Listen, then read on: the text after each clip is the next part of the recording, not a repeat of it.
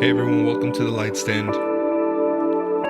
Today we're going to talk about stay together for the kids. We had shared on our story a post from the holistic psychologist, and I'm going to read through it, and we're just going to have a conversation. If it's good to stay together for the kids, or if it's not good to stay together for the kids. But first, we'll start by just reading through the post, and we got a lot of good feedback from you guys. So this one must have struck a chord. So thank you guys, first of all, for your feedback, Yes. for your comments, for your DMs. It really helps, believe it or not, and kind of gives us an idea of what type of content you guys like us to post. Yeah. Yep. So this is awesome. Nat and I have a little bit of some personal stories with this kind of stuff, but we'll a lot of a lot of stuff to dive into. But yeah. Okay, so here's a post. So really quick, Yeah. Before we begin, just a little side note. It is going to be triggering because in my case, I'm going to be talking about certain situations growing up. So it is triggering. I'm currently going to start therapy again. So I know that this is something that I've been working on personally. So someone that's going through that, it might be triggering. So just keep in mind, it is just to inform you guys. Listen with caution. So just an FYI. Yes. Yep. Okay. So the post says, stop saying stay for the kids. Staying in unhealthy or toxic situations doesn't help children. It teaches them it's a normal part of relationships. It teaches them disrespect is a normal part of relationships. Sometimes the most powerful thing a child can witness is a parent walking away, putting their foot down, choosing themselves. They learn, if I need to, I can choose me too. It's permission to seek what's healthy and leave what's not healthy. Few people talk about the damage that comes from growing up with parents who stayed together and could not stand each other. Few people talk about the damage that comes from growing up with a skewed perception of love. Do you agree? Let's talk about it in the comments. So, and then the description of the post says, staying for the kids can be one of the most damaging things someone can grow up seeing. Sometimes leaving for the kids is a courageous act, and it often goes unnoticed. Yeah. Yeah, I mean, personal story. My parents are separated. They're not officially divorced, but I don't think it's a good idea to say or to stay in a relationship for the kids. And we've talked about this before. We're not advocating divorce or anything like that. But if you're in a relationship where kids are involved and, you see your parents growing up where they're always at each other's throat, they're belittling each other with harmful words, and it gets physical. So do you think that's going to be healthy for a kid seeing that? Of course not. Yeah. So, in my case... and you know what's funny? Real quick. Mm-hmm. What it just came to mind when you were saying that a lot of parents think, oh, divorcing is... Well, you know what? Let me just lay this out here real quick. The only time divorce is okay we're going to give you guys different perspectives. I have some articles from psychologists. I have some articles from doctors. I have some articles pulled up, ready. We're going to give you guys our opinion. We're going to give you what the Bible says, and everything like that. So there are some opinions out there that say, well, divorce is selfish because you're only thinking about you. Have you thought about that specific scenario where the parents are at each other's throats, yelling obscenities at each other, and just verbally destroying their house and each other? Your kids are hearing every single part of that. You don't think that's selfish, right?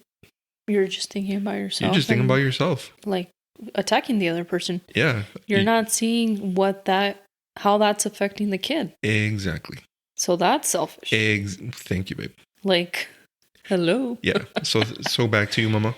Yeah, I mean, in your case, and keep in mind, sometimes it's out of a reaction, and sometimes it's just you're trying to defend yourself from the other person, and you don't really pay attention at the moment of who's around there, who's listening, you know. But they're listening. Kids are listening. Like, even if they're on the other side of the house, like, they're still in their rooms, locked in their rooms, scared because their parents are fighting. Yeah. So they can hear every little thing you think. And even if they're small, they're smarter than you think. So many parents make the mistake of thinking that, oh, well, they're too small to understand, or no, they don't get it right now. Dude, you need to give children credit, way more credit than you actually do. Kids are smart. Yeah. And kids might not be, like book smart in things, but they are emotionally smart. They can sense tension. Oh, yeah, for sure. They can sense when things are not good in the house. Oh, yeah. You can just feel it. And if you're listening and you grew up in a house where there was physical violence, verbal abuse, and, things like that, or even just regular, like, you could tell when mom and dad were not good. There's studies where even when you're pregnant, women that are pregnant and their baby, like, they can hear that. Yeah. And feel it. Yes. Hormonal changes. Whatever emotion you're going through when you're pregnant with that child, they can feel it too. Yeah. It's a feeling. It's a hormone. Yeah. It's a spiritual thing. It's this whole thing. So anyways. Yeah. So, staying with the kids, I don't agree, especially in a toxic relationship when there's abuse. That was our case growing up, myself and my siblings. I think growing up, I had a very low self-esteem. And I can tell you an example, like elementary, middle school, I would wear on purpose long sleeve shirts or sweaters because every time I talked, I would cover with my sleeve, like the end of the sleeve, I would cover my mouth. Every time someone talked to me, I covered my mouth with the sleeve and talked to you like that. And I couldn't make eye contact. Like, I have a few close friends that I've known for many years that I couldn't make eye contact. Like, if I was talking to you, I would be looking at the other side of the room talking to you. That's how low my self-esteem was. I think part of it was because of how I grew up. Like, I didn't have someone, and I'm not saying my parents were the worst and oh my gosh, poor Natalie. No, that's not the point, guys. I'm giving you these examples of how it does affect your kids growing up. In my case, I had a very low self-esteem. And I remember one scenario where I was talking to a teacher and she was asking me something and she couldn't hear me because I was obviously with my sleeve in my mouth, and she smacked my hand out of the side of my... Away from your face. Away from my face. And that left me in shock. I'm like, can she do this? This was maybe 6th grade, middle school. And I disliked that teacher very much because of that. And I just shut down, and I just didn't say anything else because, yeah, I just went into my little cocoon and just walked away. Almost cried because she did that. So, I mean, that's one example of low self-esteem. It was just very bad. Can you give, for the sake of the of the podcast, are you comfortable with sharing a couple of examples of what you witnessed as a child, with your parents? Yeah. I mean, I'm the oldest of, and I've said this before, I'm the oldest of 5, but for our new listeners, I'm the oldest of 5 kids. So growing up, my mom didn't have, she was a stay-at-home mom. She didn't really have much friends because the friends that she would end up having, unfortunately, would try to get with my dad or slept with my dad. So my mom just lost trust in a quote-unquote friend. Or your dad slept with them. Your dad pursued them. I mean, I didn't know at that time. Yeah. At that time, I just knew that my dad was sleeping around. Yeah. And the supposedly friends that my mom had, well, unfortunately, that would happen. So anyway, she lost that trust, obviously for a good reason. So she didn't have any friends. So she confided in me a lot. So she would tell me things about my dad that I shouldn't have been hearing. You know, I was 7, 8 years old, 10 years old, and I was like, I'm just listening to my mom. I hate my dad because of what he's doing to her and what she's telling me. So, parents, moms, dads, don't use your kids as your counselor. Like, get a counselor, get a therapist. Reach out to a church. So that, you know, if you're going through some of these things, you can talk to a professional or a friend, not your child. Because it's something that they don't need to know. You don't want to put them through that. You don't want them to worry about things that they shouldn't be worrying about. That's a lot of pressure on them, and that's not fair. Yeah, a 7 and 8 year old has no idea what to do with that information. It's not their responsibility at all. Absolutely, it's trauma inducing. Yeah. So growing up, she would tell me a lot of these things. I remember one time clearly, following my dad, because my mom knew that he was cheating or at this person's apartment.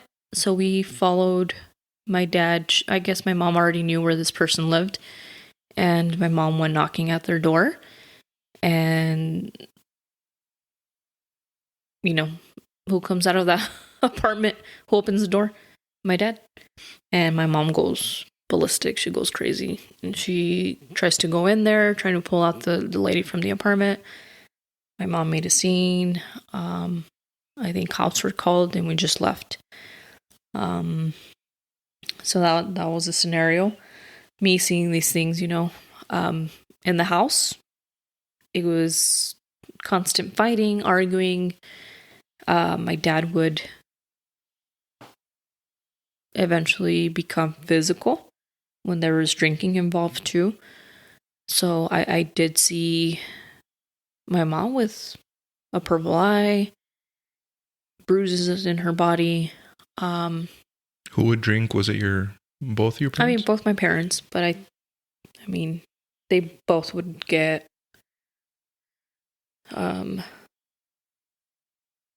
I guess the alcohol would get to them and they would just start bickering and fighting and arguing because my dad was doing certain things, or my mom, like, I don't know. I can't recall the exact reasons, but I mean, I would say my dad cheating. So yeah, I would see these things. Cops were always at my house. And I think it got to the point where I hated the cops because they would try to talk to my parents, and it got to the point they were called so many times. I think that they were just like, well, I mean, we can't really do anything. The first few times at the beginning, they would take him in, and then he would eventually come back home, and the same thing kept happening. So at that time, I didn't know any better. I thought that they would lock him up forever. And I wanted them to do that, but they couldn't, so I ended up hating the cops because I felt like they should have done a better job at locking up the bad person. So yeah, I grew up seeing all that stuff. I also grew up seeing where it got to the point where we were already teenagers, and my older brother would end up fighting with with my dad, because he was defending my mom, and it was just a constant thing. Like physically? Yeah. They physically fought, beating each other. They physically fought, and cops were called, and it was just a big scene. We kind of developed, you could say, PTSD, because we were always like on edge, like, is this going to happen again? Like, we didn't know what to expect every day. I think at the beginning it wasn't as bad, but I think the older we got, I think it was more of the emotional abuse that my dad tried doing to us. So yeah, I mean, even going to church. What did that look like? The emotional abuse? Yeah, to you guys. Well, that's what I was going to say, that we would go to church, and this was a Catholic church when we were growing up. We would be fine. Sometimes he would be like, hey, let's get ready, let's go to church. And then you would be fine, get out of church, and he would flip like a switch, like on and off. And he was fine in the morning, but after church, he was like another person, like a scary person. And he would just start arguing with my mom. And we were supposed to have a good day, and nope, because my dad got mad. And it would ruin our day. So I think part of that, kind of like emotionally, seeing that drastic change in mood, like, what the heck? Like, what's going on? There was no consistency. No. Stability. No. Like, also, again, I'm not saying that my dad or my mom were the worst. I do have very good memories of them growing up. I still talk to my mom. My relationship with my dad right now isn't the greatest. We're actually not in talking terms. But because I don't want to be surrounded by that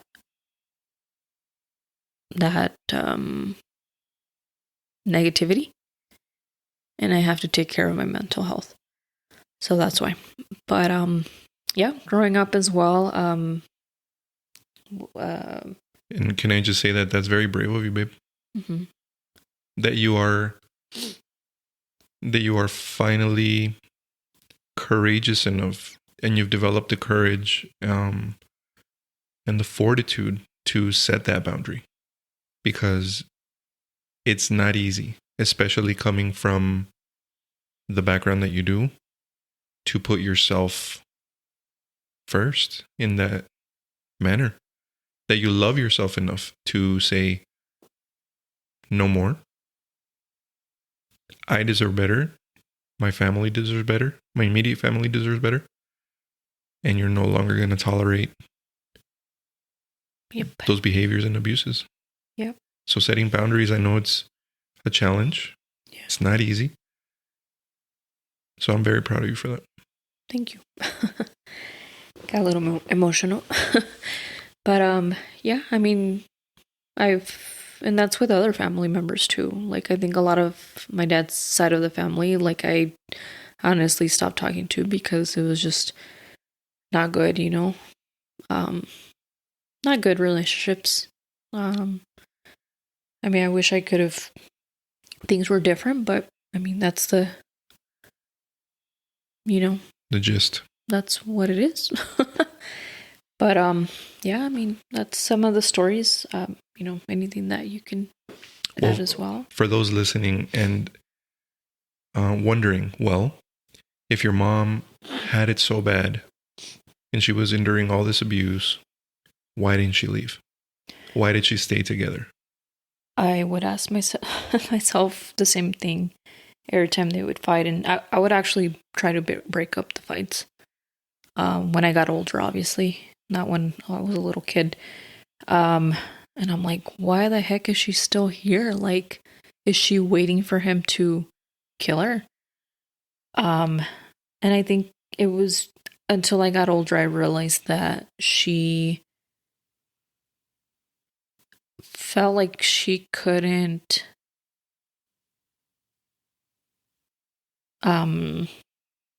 make it on her own because my dad was the main financial supporter. Again, my mom was a at-home, stay-at-home mom, so she wasn't working. She was taking care of us, 5 kids. Come on. So I guess she felt like she couldn't go anywhere because where was she going to go? All her family's in Mexico. She had no one here. And the people that she thought would be there to support her were not there. And she didn't have any friends. She didn't know about resources because she was illiterate. She didn't know how to read, write.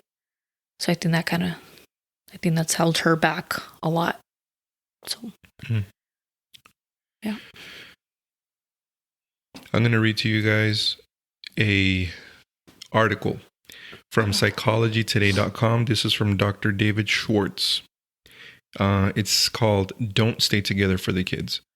Instead, how about staying together for yourselves? Key points. Quote, children pick up on tension in the household, even if parents act like everything is okay. Staying together with someone only for the children may continue to deepen resentments in the relationship. Resolving issues with your partner helps model healthy family behaviors in children or for children. Finding common ground with your partner can also help both people feel understood and cared for in the relationship. Quote, many times when marriages are not working well and people might otherwise break up, the couple decides to stay together for the children. Often, this means continuing to tolerate the things that are driving them apart instead of actually working to make them better. Staying together models unhealthy behavior. Using the kids, and it's in quotations, using the quote-unquote kids as the excuse as to why you're not going to split up, even if you're really unhappy with your partner and can't stand each other, can create a dynamic that's not good for anybody. Giving up on the relationship without ending it only deepens the wounds between you and your partner and adds to the tension and resentment that can permeate the household. The even sadder part of this scenario is that the kids you're trying to set an example for are almost certainly going to pick up on the unhappiness in the household. Tension in a home is palpable. It hangs over the family like a dark cloud that is clear to everyone, even when no one is talking about it. As a result, this unhappiness can create a toxic environment that quickly becomes clear to everyone in the family. This causes a whole lot of problems, which I'm sure you can imagine. Perhaps the biggest one may be that children then live every day under this cloud of uncomfortable sadness. The big question is, what does this show them? What are we teaching our children when we are just staying together for them and not working on making things better? When all we are doing is tolerating our partner, we are modeling unhappy, tension-filled, emotionally guarded behavior that kids then internalize and carry with them into their adult relationships. It can be normalized for them that relationships are often joyless experiences where the answer to conflict is to ignore the situation and not address it. Yep. I can relate with that. Mm-hmm. where it says kids can internalize it and carry it into their adult relationships. It can become normalized for them that relationships are often joyless experiences where the answer to conflict is to ignore the situation and not address it. So I grew up with not my parents were never abusive towards each other. Mm-hmm. Yes, there was a lot of fights. Yes, there was a lot of high volume arguments. Yes, there was a lot of, pleitos, how the Hispanics call them.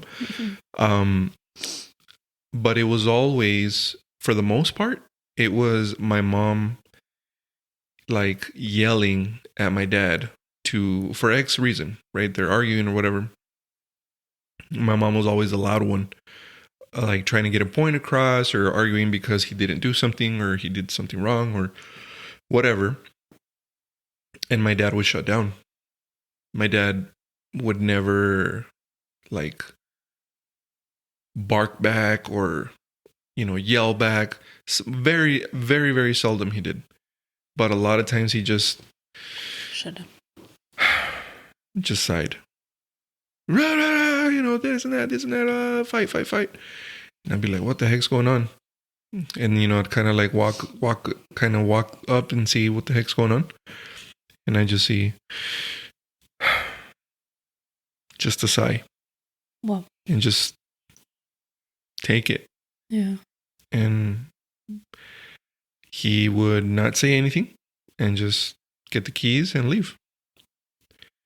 I'm assuming, I don't know. To this day, we haven't had that conversation, and it is a pending conversation that I am going to have. Mm-hmm. Just because as an adult, I'm curious, what he would do, or what? Yeah, like why? Now, after doing some digging and asking, like my grandma, his mom, on the way they grew up and this and that, having some conversations with my mom about their childhood, because they knew, I think they started dating when they were like 14. Wow. I think. Mm-hmm. So they know each other for a while. But even then, like they knew each other since even younger. Oh, wow. So she knew before my grandparents, his parents got divorced. And he knew the type of dynamic that they had, like them as a family. Yeah. And she says that it was a very loveless, it was very transactional type of love that my grandma would give her children, my dad and his siblings. Yeah. Not a nurturing mother. The father too. Like my grandpa divorced my grandma when my dad was 18. He actually left for another woman, and he started a new family. Like, so my dad technically has a step brother and a step sister, and step grandkids or step nephews and nieces, I guess, whatever. Yeah. Well, I don't know how that works, but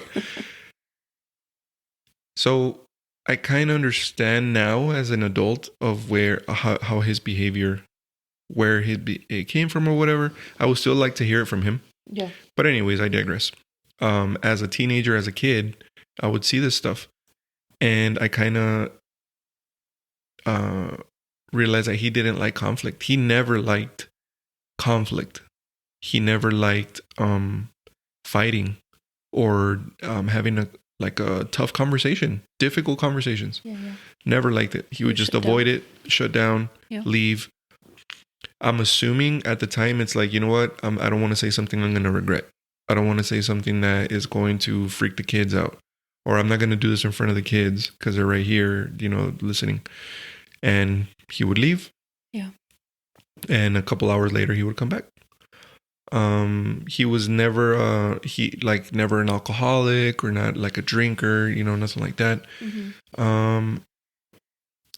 And they all had their reasons, like now as an adult, I can see fault on both parties because, well, you know what, that's besides the point. But, so in this specific point, I realized that I adopted that when you and I would get into conflict. Yeah. Like I wanted to, fix something. I never liked being mad at each other. Yeah. I always wanted to fix it, but if you got too heated, then I would just shut down. And I would like, I don't know. I just never liked arguing. Same thing. I wouldn't argue.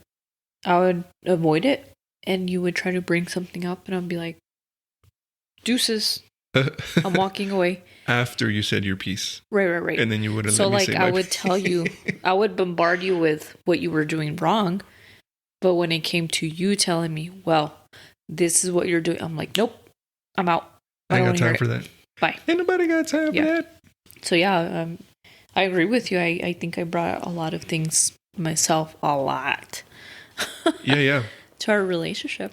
So the message here, guys, is your children are picking up so much more than you think. They are learning behaviors. They are learning what is healthy and what is unhealthy. They are learning what is love in their eyes. You literally define what love is. You allow yourself to get abused. You allow yourself to get, beat. You allow yourself to get talked down to and verbally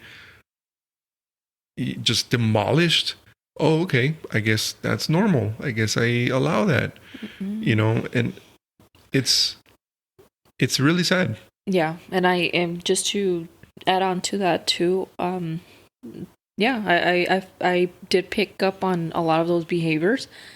So as I got older, I'm like, heck no, I'm not going to be the one who's going to get beat up. I'm not going to be the one who's going to be verbally abused. I'm going to fend for myself. So I thought it was normal being physical. Like, I was so mad growing up. I think it was maybe 14, 15 years old, where I was so mad at the world. Like, I felt like everyone was against us, and anyone that would look at me ugly or would cut me off with a shopping cart at Walmart, I would mad dog you. I would stare you down until you looked away, and I would tell me something, I will tell you. Like, I grew up mad. So I thought it was okay to become physical if I needed to. Thankfully, I didn't get to that point because I never got into a fight, so I didn't know how to fight. I wanted to, quote unquote, put that front, like, I'm a tough person. No one's gonna step on me. So yeah, I was very mad. So little by little, I think after I had the boys, that kind of went away because of my maternal instincts. I remember when we had an argument as well, where I tried slapping you just out of a reaction, and you stopped me, and I was like, he can't do that. He's not supposed to defend himself. You know what I mean? Because I thought that was normal. Mm. But no, of course not. That's not normal. Mm. So, yeah. They learn a lot. And those behaviors are going to repeat when they get older if it's not worked on. I think that the fact that your mom couldn't trust women, and that's why she didn't have friends. Yeah. I think that rubbed off on you because you didn't have friends. Yeah. It was very hard for me to make friends because I was my low self-esteem. So elementary, middle school, yeah, my low self-esteem stopped me from having or making friends because I would always keep to myself, and I'm like, oh, just go to school, not talk to anyone, and I'm good. Go home, do the same thing. So my friend was my mom and my 4 other siblings, or at that time it was just 2 other siblings, because the youngest ones weren't in the picture for most part of it. So yeah, when we got married, or before we got married, once I was after high school, I didn't know how to make friends because I never knew what that was with my mom. I didn't see that. Yeah, I remember when it was very hard. I didn't know. Yeah. Until recently. Yeah. I started because of you. Like you've helped me out a lot with getting out of my comfort zone. We're leaders at church, so I have to make conversation with people. I mean, it's going to sound bad, but like I want to have friends. I just didn't know how to make friends. So, yeah. Because I didn't trust. Right. I also didn't trust girls once I got older. Like I didn't, before it was my low self-esteem. Once I got older and I knew the difference, and we were together, I was like, it's best if I don't make friends because those friends are going to want to sleep with my husband. Wow. So I thought that the same experience that my mom went through was going to be your experience. Exactly. And see, I remember that I was going to say, when we first started dating, obviously I knew nothing about you and your history. I just, I've always been a very friendly person. I've always been an outgoing person, someone that makes friends easily. I guess I'm naive in that way. But you know what? It's funny. That triggered a thought. You in high school, junior year. Sorry. Yeah. I remember you told me before we started dating, like, hey, I have a lot of friends that are girls. So if that's going to be an issue, like, you need to tell me now. And I'm like, thinking inside, heck no, you're not going to have all these girlfriends. Watch me. Te las voy a desaparecer. Like, no, I'm not a gangster or anything. Sicario Natalie? No. Like, watch me. You're not going to have all these girlfriends. Friends that are girls. Yeah. But yeah. And that's where I was going with this. Is like, we started dating, and then I was the type of dude that I would get to school and I would hug everybody, because that's how you said hi to girls. You hug. You hug, yeah. And I'm a hugger by nature. So, hey, how's it going? Whatever. And little by little, as we were dating, my friends stopped like hugging me, and they would just say hi, like waving. And then that went into like not even saying hi. And I'd like, what the heck is going on? And I'd be like, hey, like I would confront it. Like, hey, how come you're not saying hi to me anymore? Dude, your freaking girlfriend, like, she mad dogs the crap out of us, and we don't want to cause any issues. And like, nah, we'll just say hi to you, like, when she's not there or something. And I was like, what? She does that? They're like, yes, dude. Y yo todo enamoradote, like, nah, she wouldn't do that. And she were over here doing it like when I wasn't looking. But you know what? I've had people tell me that I look, or that I'm conceited because of how either I don't say hi to you, or because my face looks like I'm not smiling. I looked mad. So I think people would misinterpret that and think I was mad dogging. More than likely I was. Well, you just said you were going to disappear my female friends, and you did. But I don't remember, like, yeah. Whatever. Well, anyways, the point of this topic is that what your children are capturing at home is going to 100% affect them in their adult life. Yeah. Okay. Now back to this article here. Now this next section is called Breaking the Pattern. Quote, to start to break this unhealthy pattern, it is important to realize we all have an obligation to make our own lives work so we can provide a safe and supportive household for our children. Being miserable and staying together for the kids is not helping anyone, including the children.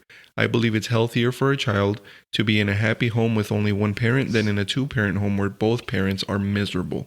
In order to avoid either of these scenarios, parents can make a commitment to work on repairing their relationship for themselves so that they can create a household for their children with less tension and resentment, and it's healthy. for them. Children absorb the emotions around them like sponges. Let me repeat that for the peoples in the back. Children absorb the emotions around them like sponges. Yep. I'm going to put a quick pause here. And something that I read in a trauma-informed book says that most, it doesn't say all, but it says most of autoimmune diseases come from children always living in a fight or flight mode. Sure. And that autoimmune diseases are more prevalent in women than in men by a large percentage. Yeah. And this is a book, if you want to look it up, I'm not recommending this book because it is very triggering. And you read it at your own risk. My disclaimer full right there. Yeah. It's called The Body Keeps Score. But it says that autoimmune diseases, or an autoimmune disease is when your own immune system attacks your healthy cells. Yep. The purpose of your immune system is to identify negative cells or unhealthy cells in your body or a virus or a bacteria and attack it so that it doesn't kill you. Mm-hmm. That's the purpose of your immune system, is to protect you from a foreign disease, from a foreign cell, virus, bug, whatever. Yeah. An autoimmune disease is when your immune system is so overactive that it not only attacks the unhealthy cells, but now it's attacking healthy cells. Mm-hmm. Why does it do that? Well, the studied in this book, the studies are cited in the book. I can't recite them right now from memory, but the studies show that autoimmune diseases are rooted in the person always being in fight or flight, always living in a constant state of panic, a constant state of anxiety, a constant state of fear, a constant state of what's going to happen. Am I going to get abused right now? Am I going to fear, constant anxiety, constant panic. And a lot of this, the reason that it's more prevalent in women than in men is because there's a lot of women that unfortunately when they were little would get raped by trusted people. And they're always in that fear. They're always in that anxiety, in that panic, right? Yeah. And that's where that comes from. So back to this article. Children absorb the emotions around them like sponges. And really quick, back to the abuse, sexual abuse. It's not just, I know it's higher on women, but it does also affect boys, men. Yep. Anyone. Yep. Not just a woman thing, because little boys, men get sexually abused. Yes, they do. Yes, they do. I know one. When we were, quote, Psychology Today article. When we are fighting with our partner or even giving each other the silent treatment, kids know it.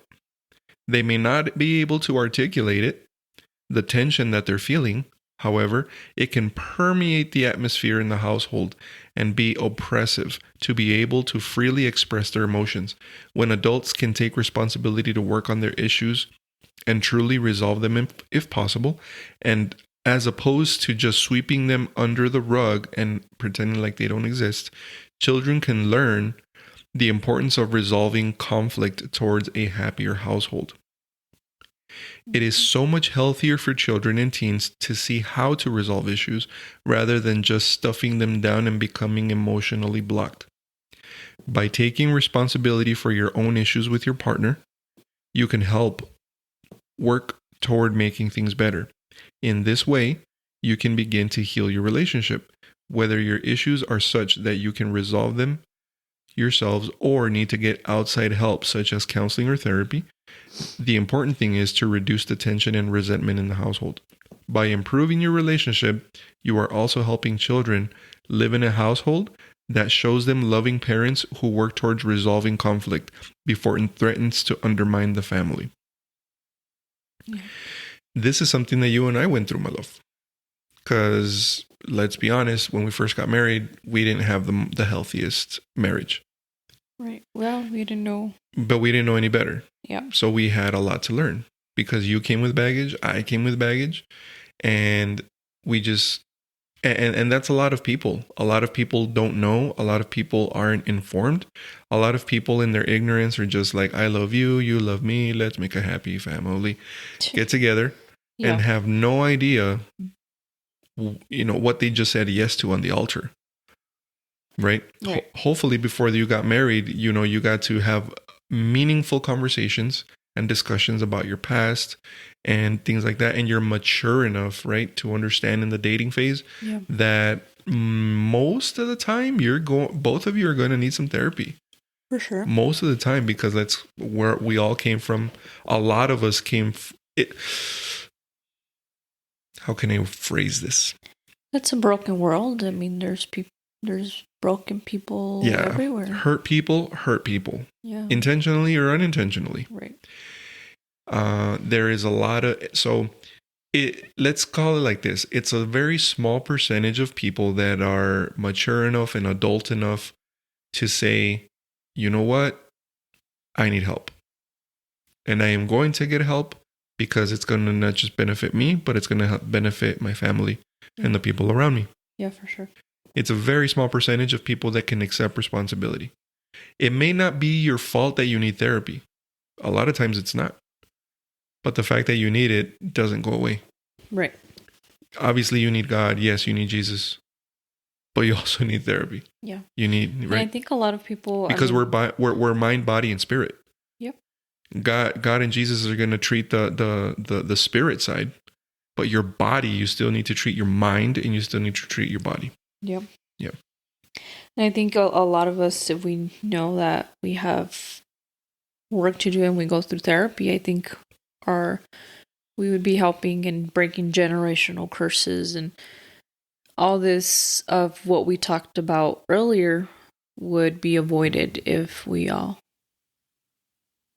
let our ego down and admit that we need help and go to therapy. Yep.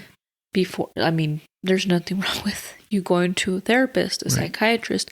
There's nothing wrong with that. Yeah. It's very healthy. Very. And needed.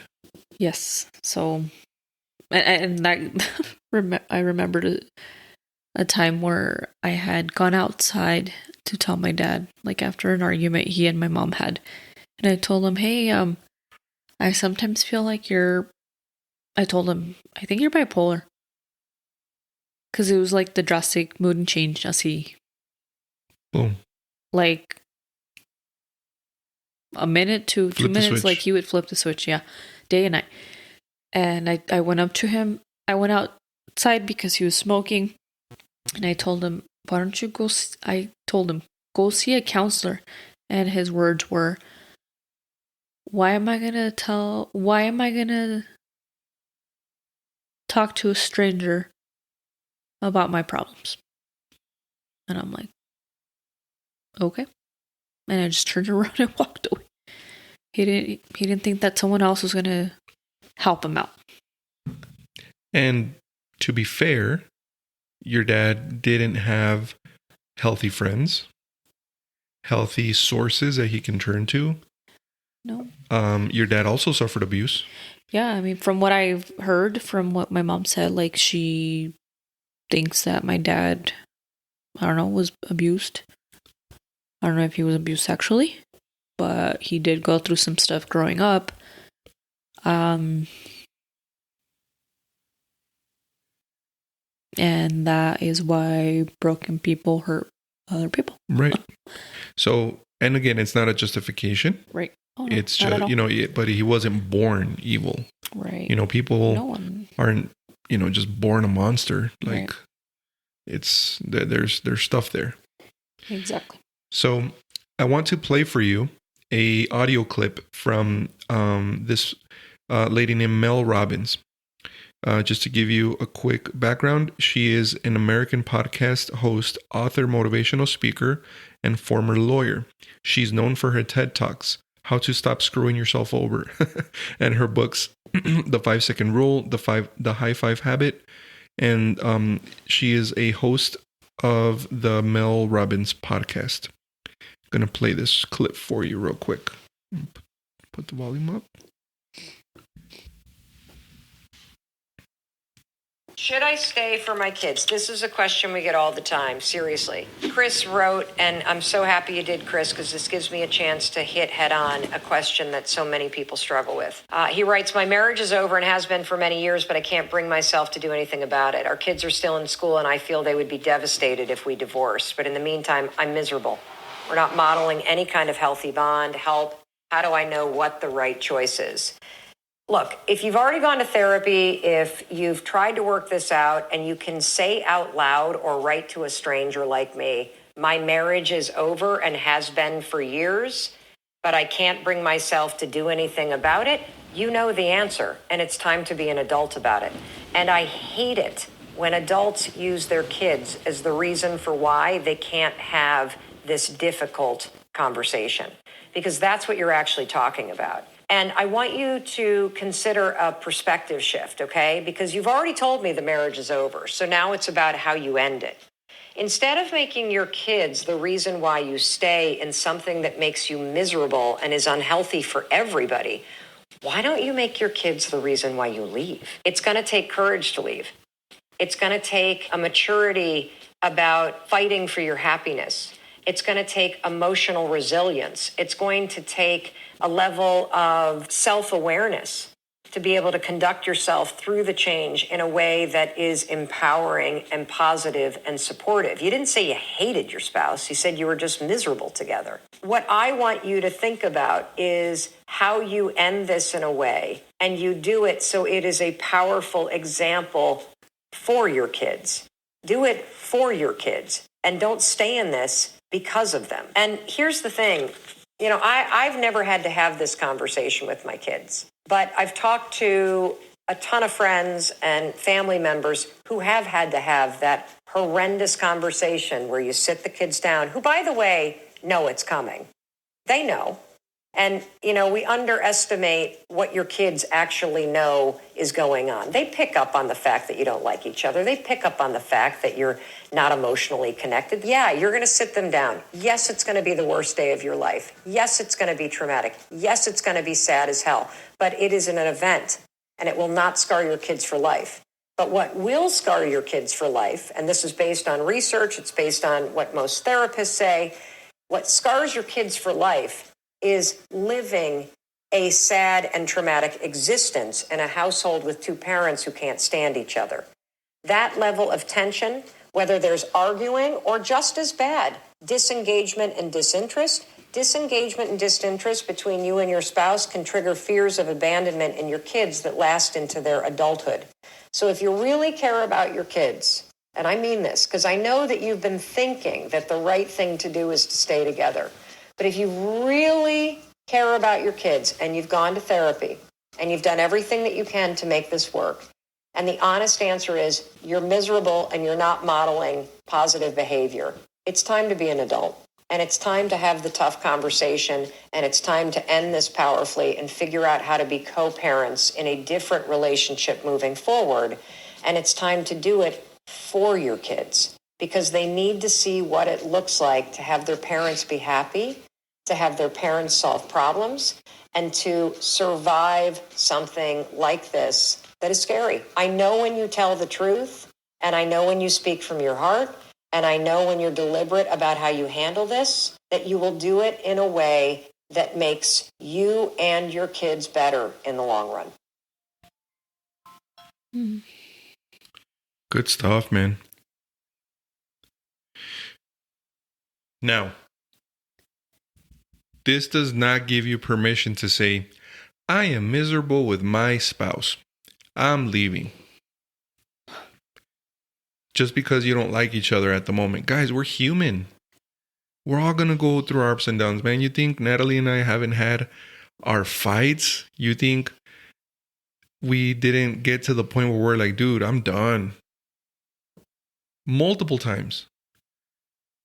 Being very transparent and vulnerable with y'all, man. So many times.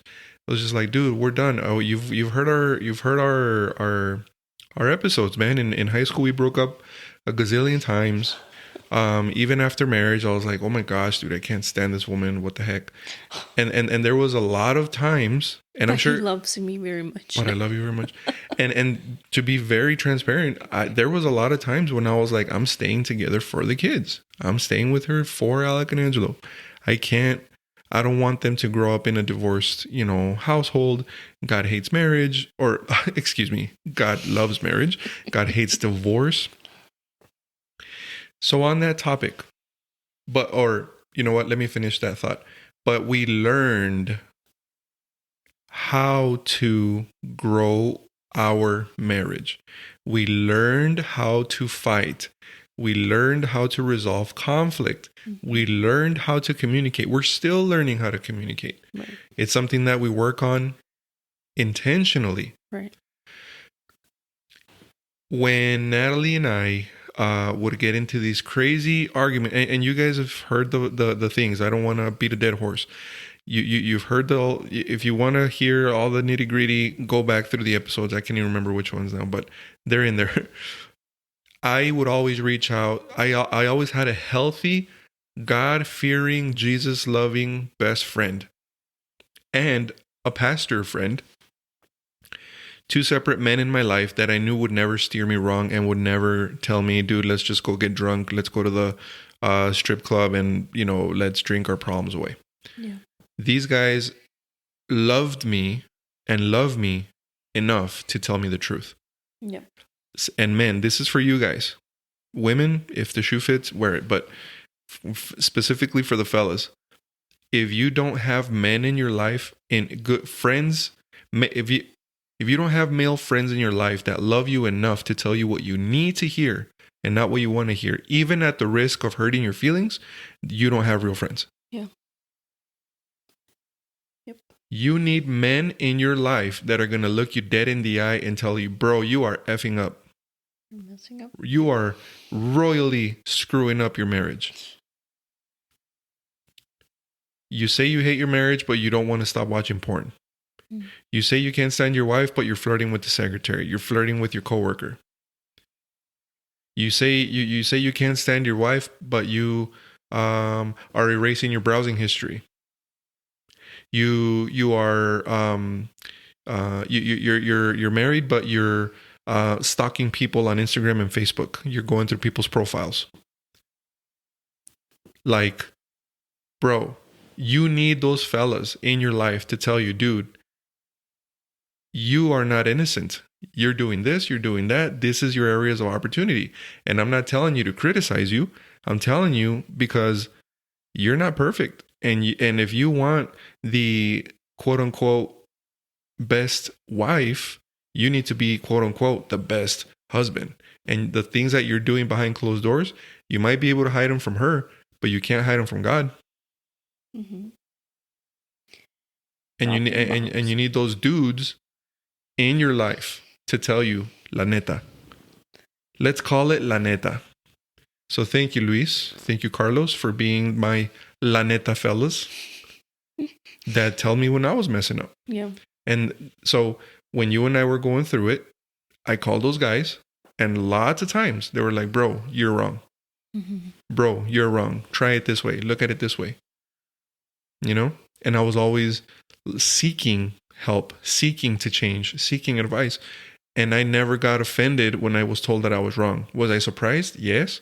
But I knew that they loved me. Yeah. And I knew that they loved us, you and I, and my kids. Mm-hmm.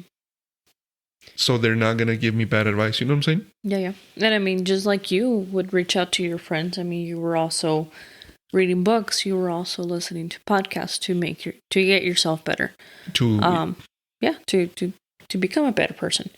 And same thing with me. I started going to therapy because I noticed that without therapy, I was like, I'm still bringing in the things that I went through growing up into our relationship. And I didn't want those things to, or for my kids to go through that as well. So going to therapy, realizing, hey, I'm not going to be able to change myself because I tried that and that wasn't working. How did that go? Not good. So I had to admit it, and I had to put my ego down, and you know what? I need help, professional help, and it's okay.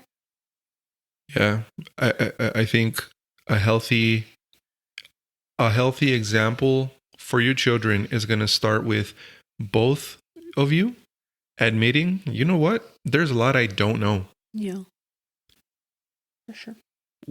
And more than likely, maybe you grew up with not the perfect parents example. Right. Here's another article. This is from SWNS Digital. This is a UK therapist source. It says nearly half of married couples are only staying together because of the kids. This is in the UK. This is across the world, guys. Check this out. Nearly half of married couples are only staying together because of the kids, according to research. A study of 2,000 married adults found that while 77% describe their relationship as quote unquote comfortable, 15% find it repetitive.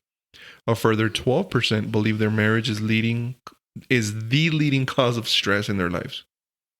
And 1 in 6 married men and women in the UK think their relationship is only hanging on because they can't afford to be single. Well, Real Fix podcast host Haiti Bishop said, "Our results made for some fairly unhappy reading in terms of marriage happiness. It seems thousands of people, both men and women, are in relationships that are not fulfilling for them. While it can seem too daunting to get out of a marriage that isn't working, often it could lead to much greater happiness further down the line." And the rest is kind of... it says just under half, 47%, are sticking it out because they have children together. And 1 in 4 even worry what others would think of them if they were to divorce. And a fifth of married adults reckon that they should have waited until they were older before they walked down the aisle. well, So look, the point of this podcast, man, is if you did absolutely everything to work on your marriage, you did absolutely everything. I forgot who quoted this to me, but somebody told me, look, be the person, and this is while Natalie and I were going through it years ago. I really can't remember who it was, but they told me, look, all you can do is everything you can do. So that el día de mañana, the day after tomorrow, no one can point the finger at you to say you didn't try hard enough. All you can, do everything possible, man. Do everything do everything under the sun to make this marriage work. Seek the counselors, go to therapy, read the books, seek mentorship, seek change, seek Jesus. Do everything that you as art can do, so that if things don't work out, no one can point the finger to you to say you didn't do X. So if both of you guys adopt that mindset, do everything possible, I guarantee you, as long as it's not a toxic relationship, there's no abuse, okay? There are exceptions. If you guys do everything possible, you are going to have a phenomenal marriage. You're going to have an amazing marriage. If both of you take that mindset of, I'm going to do everything I can to be the best person that I can for my husband or my wife and my family.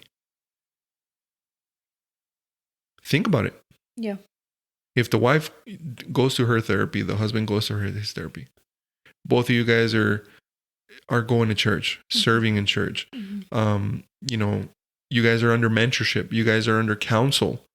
As long as both parties want to. As long as both, yeah. Because it's not going to work out if the other person doesn't want to. You know what I mean? Well, that's what I'm saying. Right. If both people accept that mindset, right, I'm going to do everything I can to make this work. And that's going to avoid kids going through all this. Yes. And no need of, do I have to stay for the kids? Exactly. That's the point.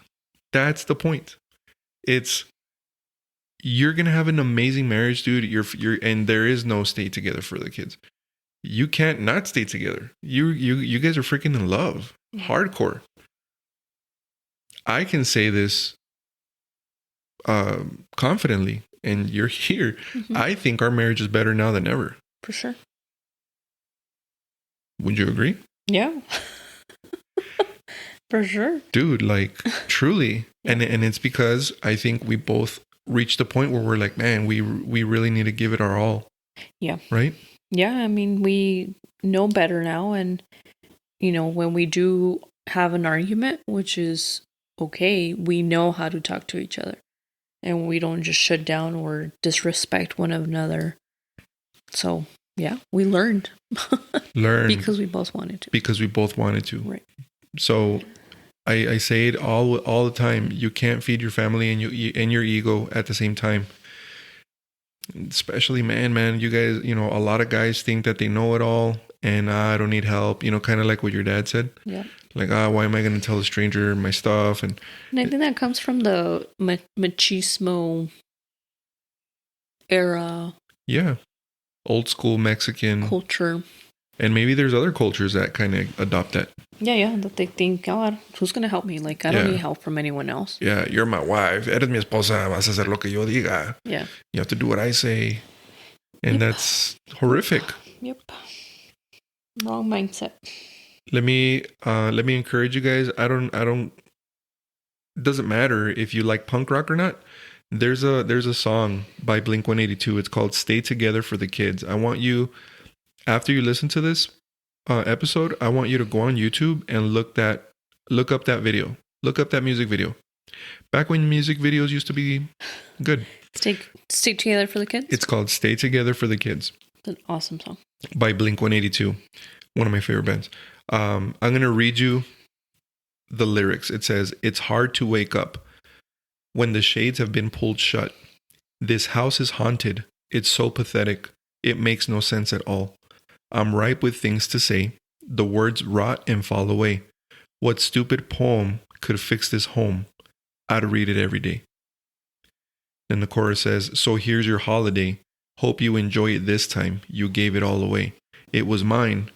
So when you're dead and gone, will you remember this night? 20 years now lost. It's not right." Second chorus says, "Their anger hurts my ears." This is children obviously talking about their parents. "Their anger hurts my ears. Been running strong for 7 years. Rather than fix the problems, they never solve them. It makes no sense at all. I see them every day. We get along, so why can't they? If this is what he wants and it's what she wants, then why is there so much pain?" And then it goes into the chorus again.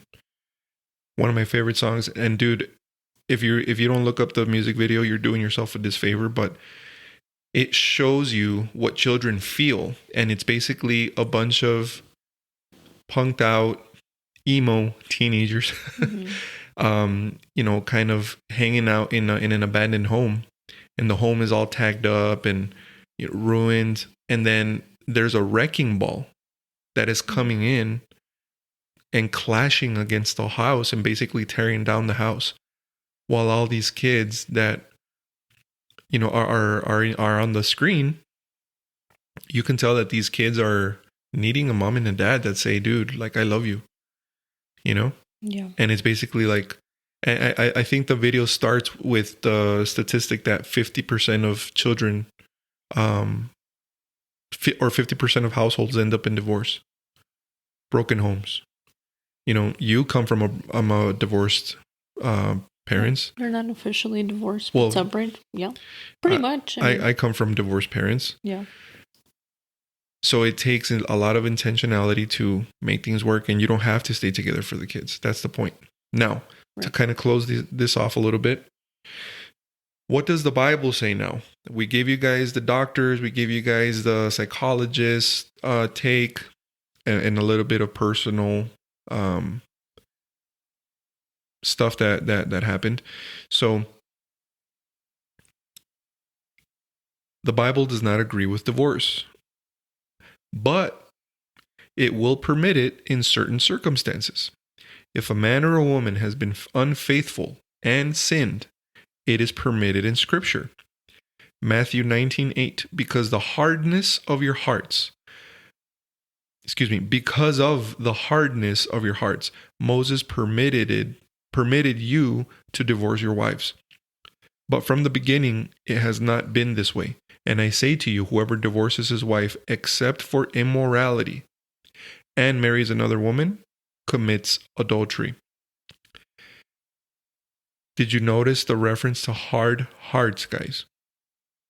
So unless we continually repent and ask God for forgiveness, our hearts can grow hard. We can persist in sinful behaviors and have trouble forgiving others. So 3 grounds for divorce in the Bible, basically. A divorce may be initiated for different reasons, including the following. 1, a husband or wife has committed adultery. And this does include pornography. Oh, yeah. Abuse, being physical, mental, emotional, verbal. And abandonment by an unbelieving partner. So yes, while God hates divorce, He does offer permission when remaining married is harmful. So please, please, please, please don't stop listening to this podcast and be, I'm gonna unsubscribe because these guys talking about it's okay to divorce. And, these guys are advocating for divorce. We've said it a gazillion times. We do not advocate for divorce. We do not believe, I just don't love you anymore. We're going to, I'm out. Yeah. No. God hates divorce, guys.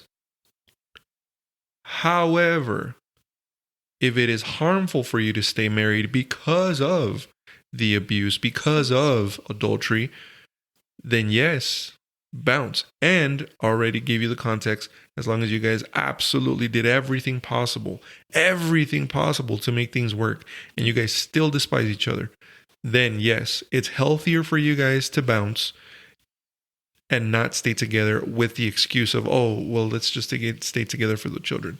Because now you're harming another generation and you are not breaking cycles. Anything else? No. Our post included, what it says in Philippians. I don't want to misquote it. So, Ephesians 5:22. Wives, submit to your husbands as to the Lord. For the husband is ahead of the wife, as Christ is ahead of the church, his body, of which he is the Savior. Now, as the church submits to Christ, so also wives should submit to their husbands in everything. Stop right there. Wives, submit to your husbands as long as your husband is submitted to God. You cannot submit. Guys, you cannot ask your wife to submit to you if she doesn't see that you're submitted to God. Let me continue. Husbands, love your wives, just as Christ loved the church and gave himself up for her to make her holy, cleansing her by washing with water through the word, and to present her to himself as a radiant church without stain or wrinkle or any other blemish, but holy and blameless. Guess what, dude? If you're abusing your wife in any other way, she is not without stain. She is not without wrinkle. She is not without blemish. Oof. And you are not being Christ-like. Jesus loved the church and gave himself up for her. That's an awesome Bible verse. Read it again. Husbands, love your wives, just as Christ loved the church and gave himself up for her. Verse 26, to make her holy, cleansing her by the washing with water through the word, and to present her to himself as a radiant church without stain or wrinkle or any other blemish, but holy and blameless. Verse 28, in this same way, not kind of, not close to, not a little bit, in this same way, husbands ought to love their wives as their own bodies. He who loves his wife loves himself. After all, no one ever hated his own body, but he feeds and cares for it, just as Christ does the church, for we are members of his body.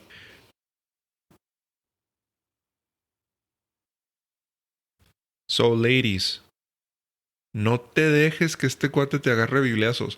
Don't fall for this. Well, the Bible says you need to submit to me, so you need to listen to me, and you need to submit to my rule, and mis chicharrones truenan, and yeah, dude. But if you're not submitting to God, what does it look like submitting to God? You serve your wife. You are Christ-like.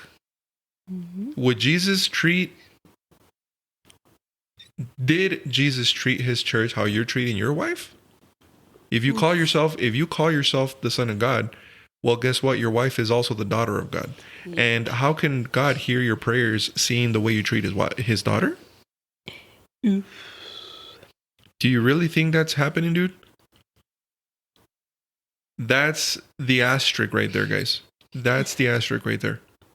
If you guys just take care of yourselves, man, and just love each other the way God intended, the biblical love, the biblical definition of marriage, there is no, should we stay together for the kids? Because you guys are going to be so in love with each other, and you're setting such an amazing example for your kids. You're breaking all kinds of generational curses because you guys are the right example.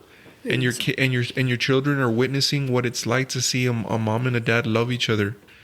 And they're going to want to have that. And they're going to want, they're going to want to duplicate that. Their partners. How beautiful would it be that there's so many amazing marriages out there that kids want to get married and can't wait to get married versus a 50% divorce rate.